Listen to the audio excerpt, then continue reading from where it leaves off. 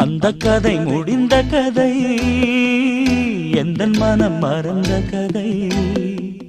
என்ன செய்ய விடுகதை போல் என்னுடைய பிறந்த கதை. காலங்கள் தான் போன பின்னும் காயங்கள் ஆறவில்லையோ, வேதனை தீரவில்லை. சொல்லிவிடு வெள்ளி நிலவே